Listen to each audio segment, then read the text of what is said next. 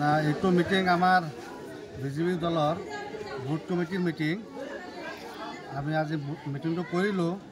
আমাৰ টাৰ্গেট আছিলে 100 মানুহৰ, কিন্তু আপোনালোকে দেখিছে কিমান মানুহ হ'ল, বহুত মানুহ হৈছে আৰু মিটিংটো সম্পূৰ্ণ কৰিলোঁ।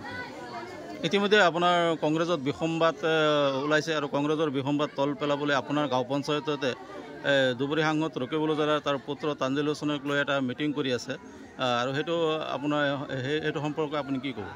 গম পাইছোঁ যে ৰকিবুল হুছেইন আজিয়ে গম পাইছোঁ ৰকিবুল হুছেইনৰ মিটিং আছে আমাৰ জিপিৰ, কিন্তু আমাৰ জিপিৰ পৰা কোনো মানুহ এইটো মিটিঙত যোৱা নাই। এইটো গম পাই বেলেগ বেলেগ জিপিৰ মানুহ আনি এইটো মিটিং কৰিছে।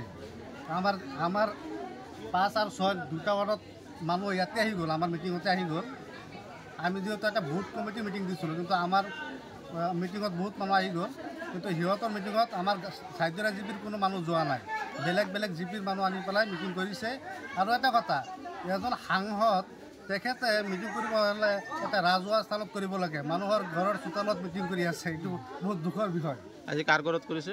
এই মাইনুল হক ফকীৰৰ ঘৰত। তেখেত আপোনাৰ ৱাৰ্ডতে নেকি?